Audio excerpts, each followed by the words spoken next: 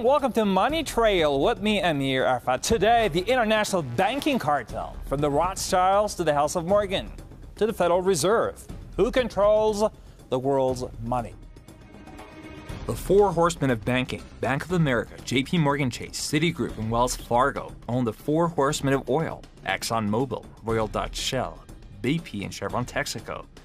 In tandem with Deutsche Bank, BNP, Barclays, and other European old money behemoths. But their monopoly over the global economy does not end at the edge of the oil patch. According to company 10-K filings to the SEC, the four horsemen of banking are among the top 10 stockholders of virtually every Fortune 500 corporation. The fact is 52% of the New York Fed is owned by these 8 families. It's the Rockefellers, the Rothschilds, Goldman Sachs, Lehmans, Lazards, Warburgs, Kuhn-Loebs, and Israel Moses Seifs. And the latter family, that goes back to the Genoese bankers, you know, when they first moved into Europe. And these are just really old families. And you know the saying, money begets more money, you know, you got to have money to make money. Well, guess what? These people had money in the 16th century, whatever.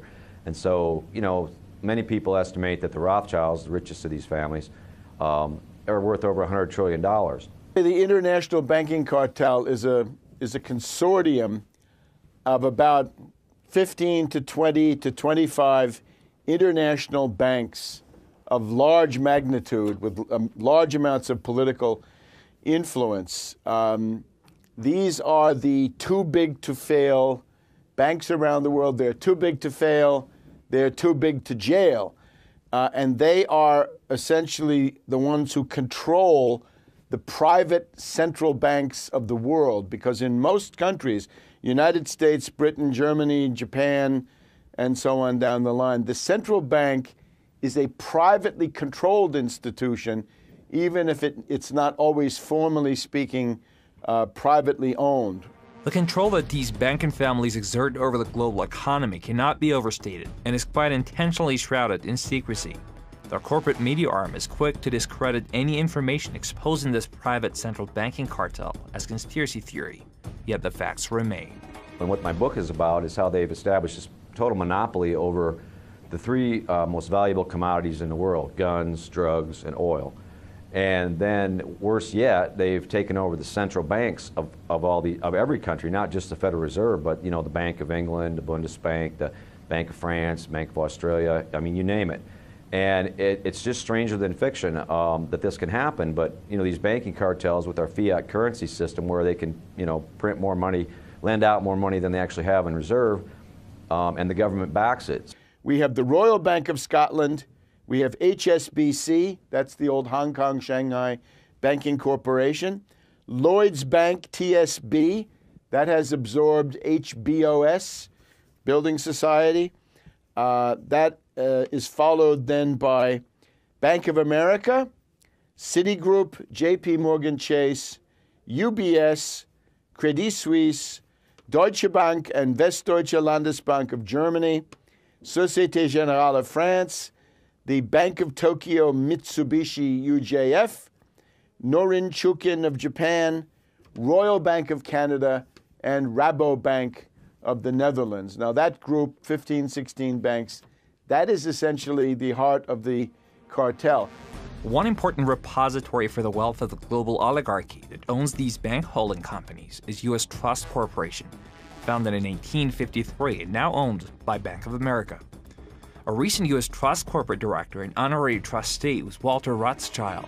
Other directors included Daniel Davison of JP Morgan Chase, Richard Tucker of ExxonMobil, Daniel Roberts of Citigroup, and Marshall Schwartz of Morgan Stanley. Basically, it's like these families are running this printing press, and they get countries in debt, they get individuals in debt, they get companies in debt, and when those people go into debt and can't pay their loans back, then these bankers come in and seize the real asset, which is the house, the car, the Mexican National Cement Company, which is what they did in the Mexican debt crisis in 1997. The way they got out of that was they handed over other state assets to Asarco, and B&N took over the whole railroad in Mexico. And you know, it's a scam. And now the world's biggest and perhaps oldest modern banking family. Ladies and gentlemen, the Rothschilds.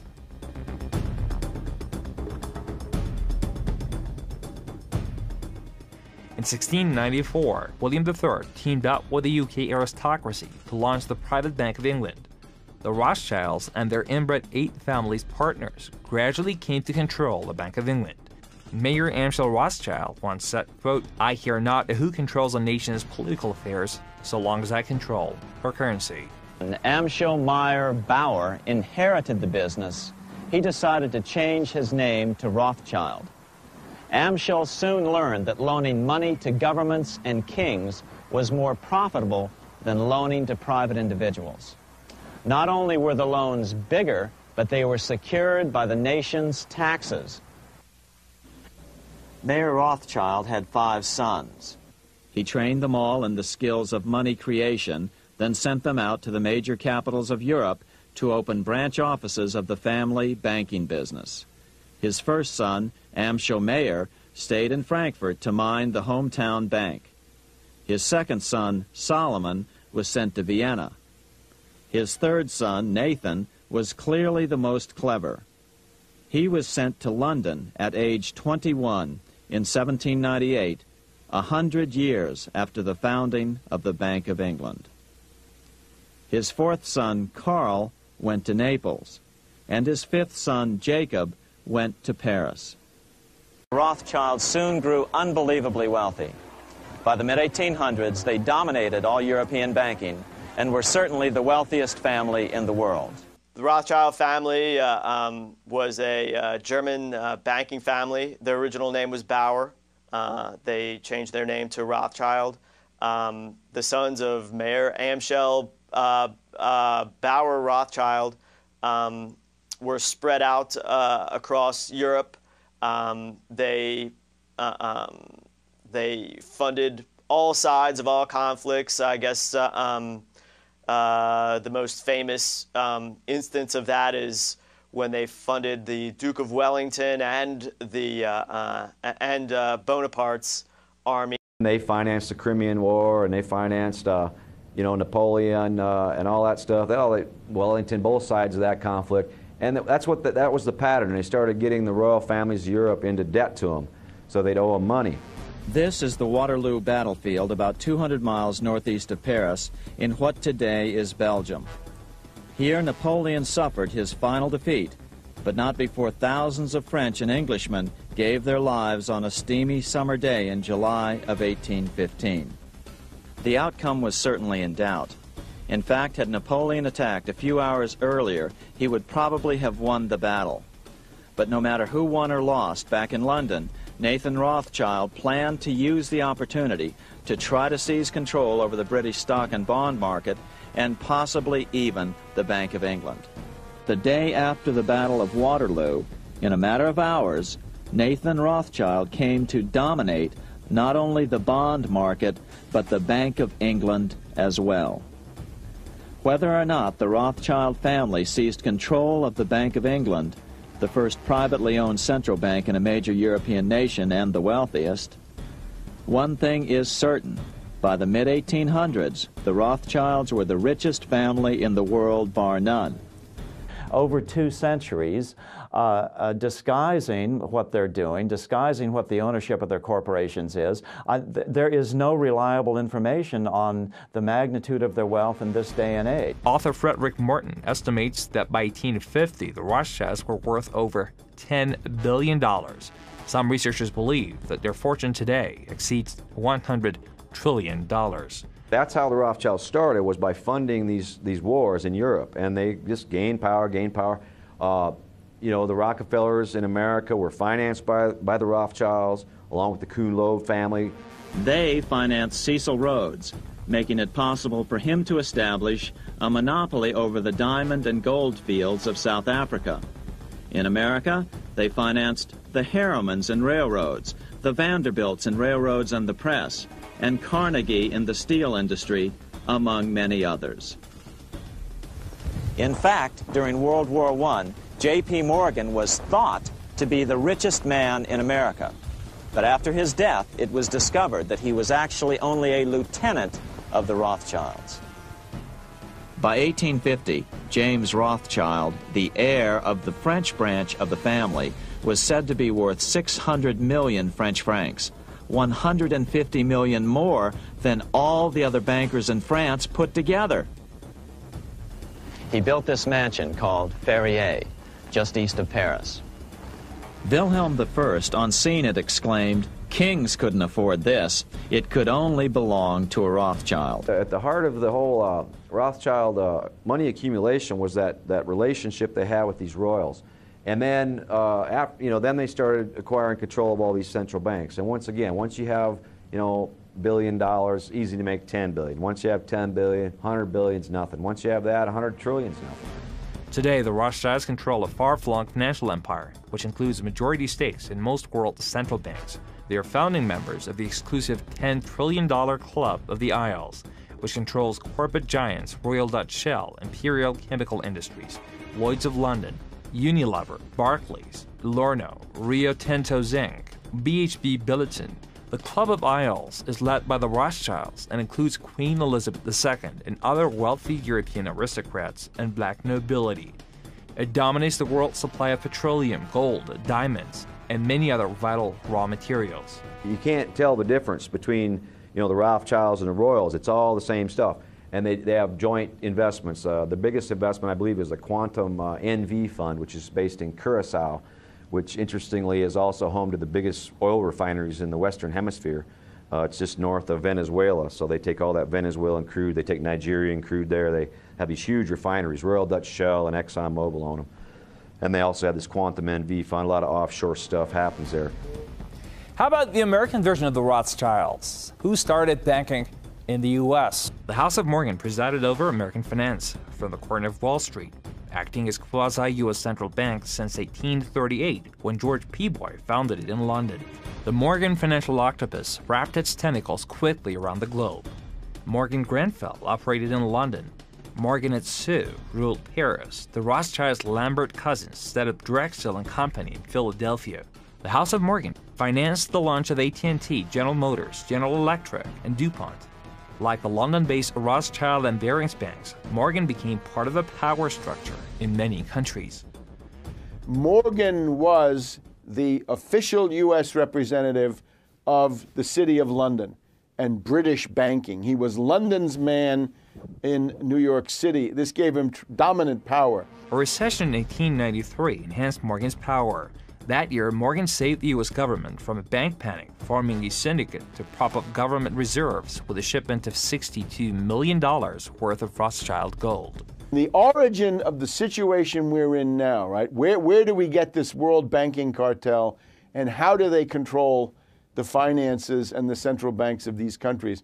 It actually takes us back to 1895, and this was an attack on the United States organized by London and by Morgan. And the goal was to force the U.S.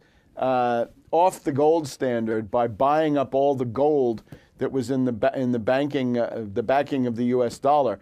And at the height of the crisis, there's a meeting between Grover Cleveland and the current Morgan of those days. Grover Cleveland was the president of the United States, and essentially Morgan said, London and I demand to control the U.S. public debt, and if you do that, we'll stop attacking the dollar.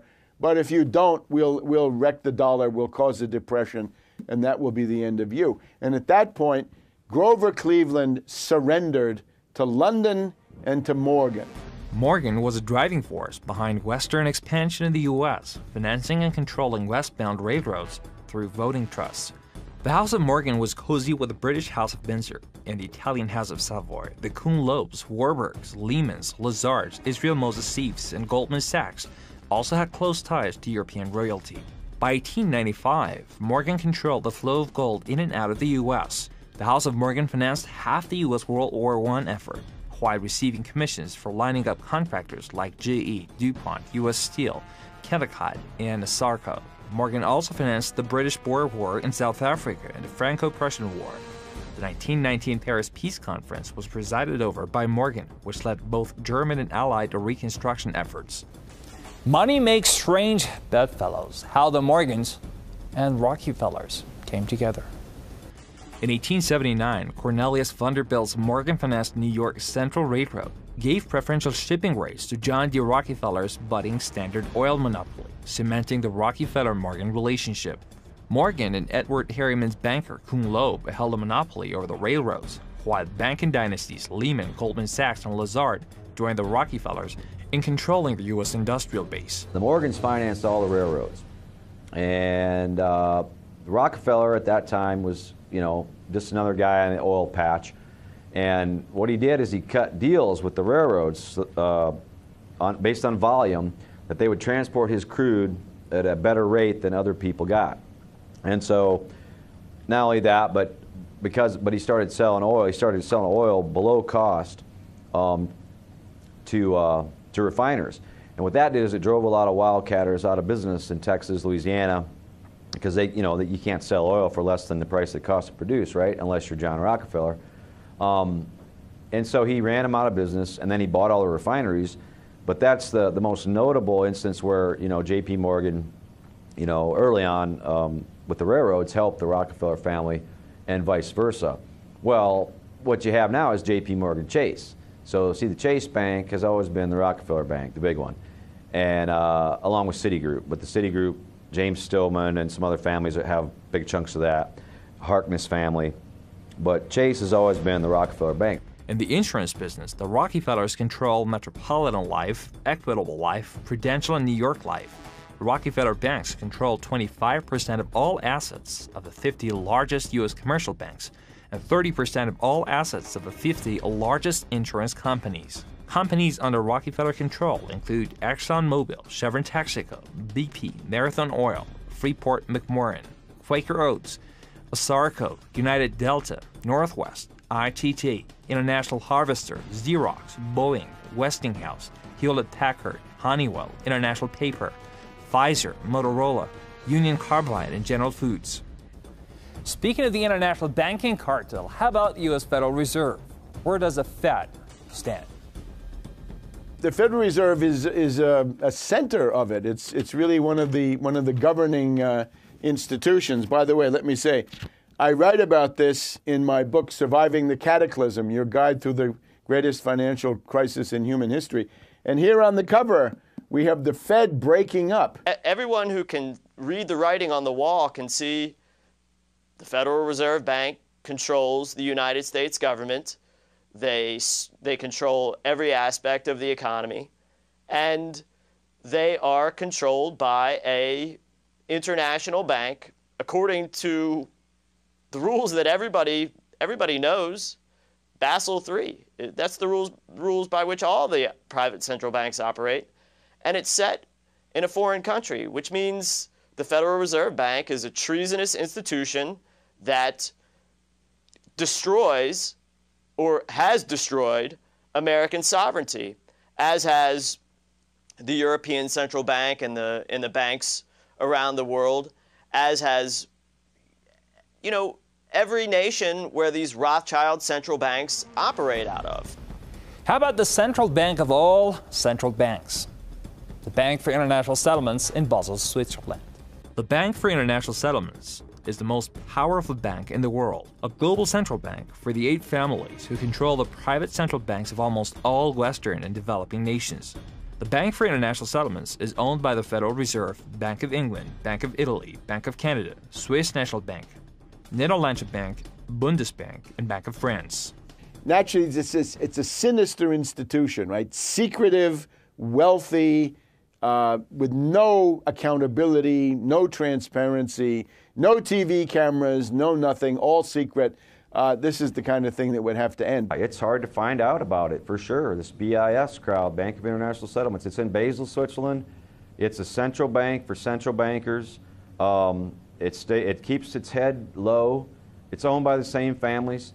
And basically only comes out in times of extreme crisis. The Bank for International Settlements has been operating in Basel since, I believe, 1931, 1932.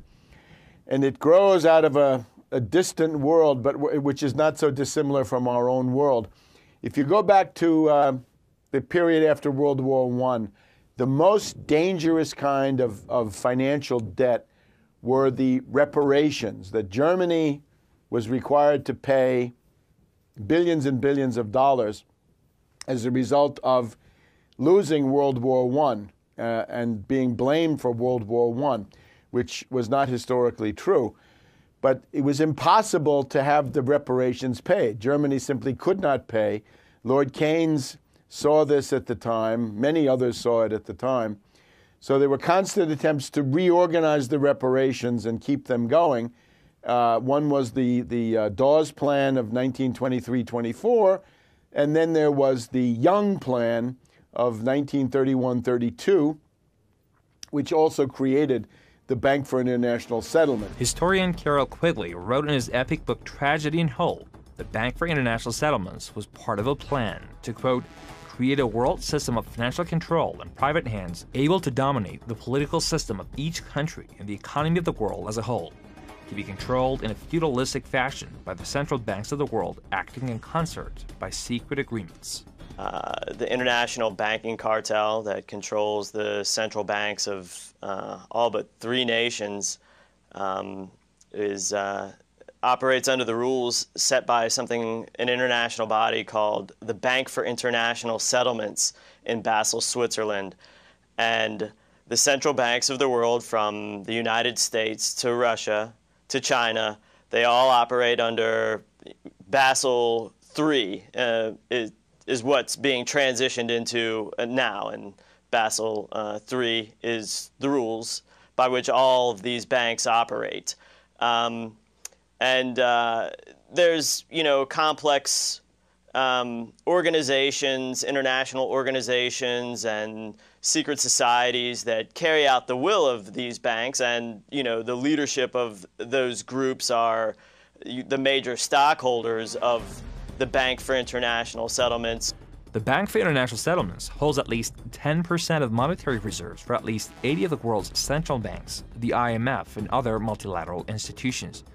It serves as financial agent for international agreements, collects information on the global economy, and serves as lender of last resort to prevent global financial collapse. It served as conduit for 8 families' funding of Adolf Hitler, led by Warburg's Henry Schroeder, and Mendelssohn Bank of Amsterdam.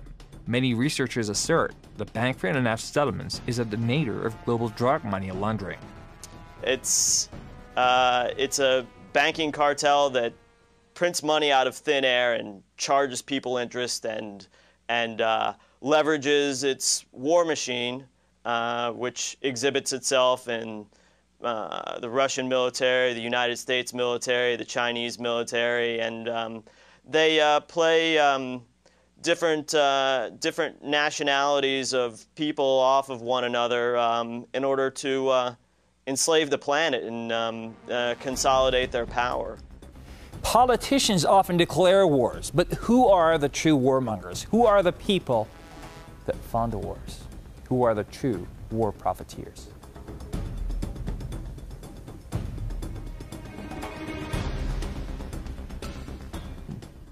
The controlling of the money supply and the economy is only a portion of the power the international bankers wield against us. The next tool for profit and control is war. Since the inception of the Federal Reserve in 1913, it seems as if we have been in a perpetual war at one place or another. There's a reason for this. It's important to understand that the most lucrative thing that can happen for the international bankers is war, for it forces the country to borrow even more money from the Federal Reserve Bank at interest. Not only that, but they have heavy investments in the weapons manufacturers. Guns, drugs, oil. If you look at the numbers, it's the 3 most valuable commodities in the world. So if you're a banker, you're going to want war. You can sell oil to both sides, you can sell guns to both sides, and you can run drugs through the war zone and nobody will know where it's going, and launder that money easily. Big old stacks of $100 bills, also gold and diamonds, all these things go through war zones as currency. And of course, they own the defense contractors. These same families own Lockheed Martin, they own BAE, British Aerospace, they own all the biggest defense contractors. Well, thank you for watching. Always follow the money trail with me, Amir Arfa.